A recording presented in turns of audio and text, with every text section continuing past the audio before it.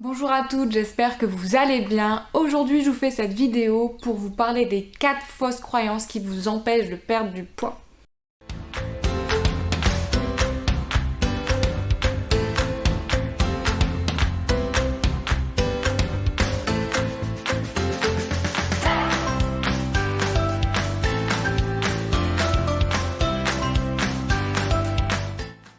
Et donc pour celles qui ne me connaissent pas, moi c'est Marie, votre coach santé. Je suis la créatrice du programme Corps de rêve.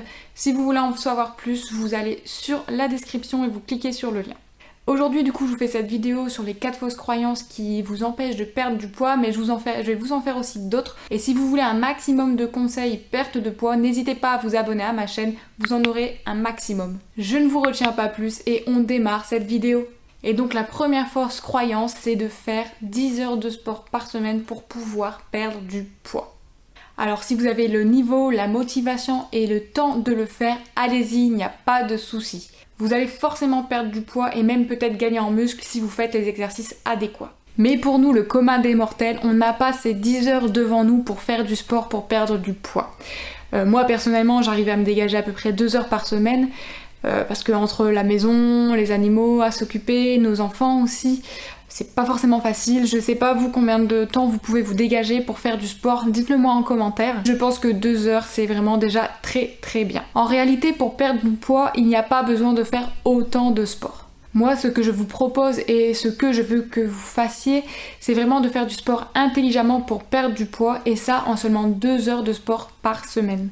Et pour ça ce que je vous propose c'est de faire du HIIT. Et qu'est-ce que c'est le HIIT? C'est du High Intensity Interval Training ou alors l'équivalent du fractionné, peut-être que vous connaissez mieux sous ce nom. Ce sont des exercices ou un circuit d'exercices que vous devez faire dans un laps de temps imparti en niveau très intense, puis suivi d'un laps de temps de récupération qui soit passif ou actif. Des études ont démontré que l'on perdait plus de masse grasse en faisant du HIIT et tout ça grâce à l'afterburn effect. Sans rentrer dans les détails, c'est-à-dire que vous brûlez des calories pendant l'effort, mais aussi pendant presque 24 à 48 heures après. Et ça, on dit oui. Alors pourquoi je préconise le HIIT? Ce sont des séances courtes de 20 minutes mais intenses pour le gras, et en plus 20 minutes c'est facile à caler dans une journée. Le HIIT, vous pouvez le faire un peu partout, là où vous le souhaitez. Il allie le cardio et le renforcement musculaire en fonction des exercices que vous y incorporez. Et donc on augmente la combustion de graisse, mais on maintient et on développe aussi la masse musculaire. Ce qui fait qu'on ne perd pas du muscle, mais vraiment du gras. Et en plus c'est adaptable à toutes. Vous contrôlez l'intensité de votre exercice en vous donnant un maximum, sachant que le maximum de l'une n'est pas le maximum de l'autre. C'est pourquoi c'est vraiment adaptable à toutes. Vous pouvez donc reprendre vraiment petit à petit jusqu'à devenir explosif dans votre exercice. La deuxième fausse croyance, c'est que les régimes ultra restrictifs font vraiment perdre du poids. Alors oui, ils sont super au début, mais dès qu'on l'arrête, c'est la catastrophe assurée. Déjà au niveau de la frustration et en plus l'effet yo-yo est garanti. J'en ai testé tellement que je n'arriverai même pas à tous vous les citer. Mais dans tous les cas, je m'y tenais, j'arrivais à tenir, c'était plutôt difficile, mais dès que mon objectif poids était atteint et que je reprenais du coup une alimentation comme je la faisais avant, et ben je reprenais tout le poids que j'avais perdu. Et c'est une horreur que ce soit pour notre corps, mais aussi pour notre motivation. Je ne sais pas si vous aussi vous avez connu cet effet yo-yo, dites-moi ce que vous en avez pensé en commentaire. Donc non au régime ultra restrictif, ce que vous devez vraiment faire pour perdre du poids durablement, c'est réduire les aliments trop sucrés, trop salés, trop gras, mais aussi les produits transformés, jusqu'à les remplacer par des produits beaucoup plus sains et beaucoup plus naturels. Alors non, vous ne serez pas privé totalement de soda, de junk food ou autre petit plaisir que vous avez, j'ai vraiment dit qu'il fallait réduire. Et donc pour ce faire, vous diminuez progressivement vos boissons sucrées pour arriver à une boisson par semaine. Moi d'ailleurs j'étais une accro à une célèbre marque de boissons sucrées, j'en buvais presque 5 à 6 canettes par semaine et petit à petit progressivement j'ai réussi à passer à une canette par semaine et j'ai vraiment redécouvert ce plaisir de boire cette boisson plutôt que de la boire comme si c'était de l'eau. Et puis après vous diminuerez aussi petit à petit, que ce soit les fast-foods mais aussi les plats transformés, pour y incorporer de plus en plus des produits sains, des produits que vous cuisinerez vous-même. Car oui, je vous rappelle, la formule gagnante pour perdre du poids durablement, c'est vraiment de manger mieux et de bouger beaucoup plus.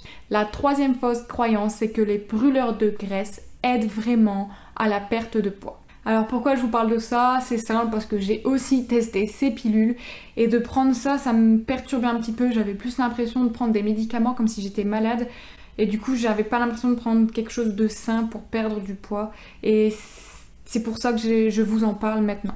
Que ce soit des brûleurs de graisse sous forme de liquide, que ce soit sous poudre ou encore de gélules, elles indiquent toutes qu'elles vont faire perdre du poids en dégradant les graisses et en faisant fondre la graisse.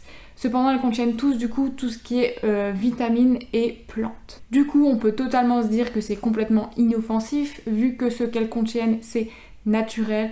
Cependant, ça reste complètement déconseillé. En plus, aucune étude vraiment scientifique n'a prouvé que les brûleurs de graisse permettaient de perdre du gras. La plupart des études des fabricants sont menées soit chez des souris, soit avec des doses bien plus élevées que celles contenues dans leurs pilules minceurs. Un professeur a même affirmé que si l'on observait un effet de ces brûle-graisses, il était totalement illusoire. Car si vous prenez des brûleurs de graisse, vous faites forcément attention à votre alimentation et du coup, ça serait plus ce côté alimentation qui vous fait perdre du poids plutôt que les brûle-graisses. Dites-moi si vous avez déjà essayé des pilules amincissantes, des brûle-graisses ou autres, si ça a vraiment fonctionné, si vous n'avez pas eu d'effet yo-yo en commentaire si vous le souhaitez. Et donc pour remplacer ces brûleurs de graisse, ce que je vous conseille, c'est de les remplacer par des aliments brûle-graisse tout simplement. Ils seront beaucoup plus sains et sans danger pour votre santé. Il y en a plusieurs. Il y a la pomme, le son d'avoine, le café et le thé vert, l'aubergine, les légumes verts, le citron, la cannelle, l'ananas, le pamplemousse et les céréales complètes. Ce ne sont que 10 petits exemples, il y en a aussi d'autres. Moi, c'est ceux que je mets en avant dans mon alimentation. Et la dernière fausse croyance qui vous empêche de perdre du poids, ce sont les produits light, les produits sans sucre que les industriels mettent en avant.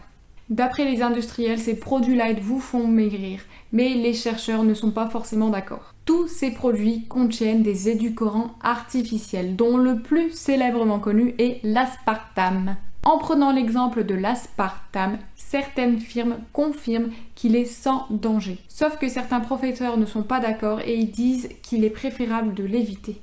Alors pourquoi ils mettent des édulcorants artificiels? C'est simple.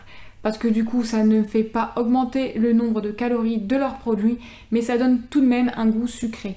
Même s'il n'y a aucune preuve tangible sur sa nuisance sur la santé, car toutes les études un peu se contredisent, elle pourrait être un obstacle à la perte de poids, mais aussi un facteur à l'intolérance au glucose et au diabète. Je vous passe les détails, mais un groupe de chercheurs a mené une expérience sur des souris.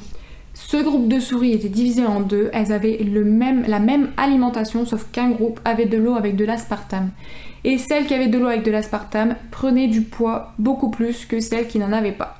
Et donc libre à vous si vous voulez consommer de l'aspartame, mais pour la perte de poids, il n'est donc pas forcément nécessaire de prendre de produits light, vous pouvez tout simplement prendre les produits normaux. Et puis il faut le dire, le sucre n'est pas mauvais pour votre santé. C'est d'en abuser qui va vous faire prendre du poids car votre corps va le stocker. Il faut juste du coup le consommer de manière réfléchie et non le surconsommer. Et donc pour résumer un petit peu cette vidéo, il n'y a pas besoin de faire une tonne de sport pour perdre du poids. Il n'y a pas forcément non plus besoin de faire un régime ultra restrictif. Vous pouvez faire l'impasse pour tout ce qui est brûle-graisse et aussi produits light. Vous n'avez vraiment pas besoin de tout ça pour perdre du poids. Voilà, cette vidéo est finie. Pour celles qui ont aimé cette vidéo, n'hésitez pas à mettre un petit pouce bleu pour m'encourager et continuer à faire des vidéos dans ce genre. J'espère qu'elles vous plaisent. En tout cas, moi, ça me plaît de les faire pour vous. Et si vous voulez aussi aller un petit peu plus loin, voir un petit peu à quoi pourrait ressembler mon programme, je vous propose aussi un petit challenge. Il est totalement gratuit, vous n'avez qu'à aller dans la barre de description, à le télécharger et ça va vous pousser un petit peu à l'action pour commencer à manger mieux et aussi à bouger plus et du coup à entamer votre perte de poids. Voilà les filles, maintenant je vous laisse et surtout ne lâchez rien.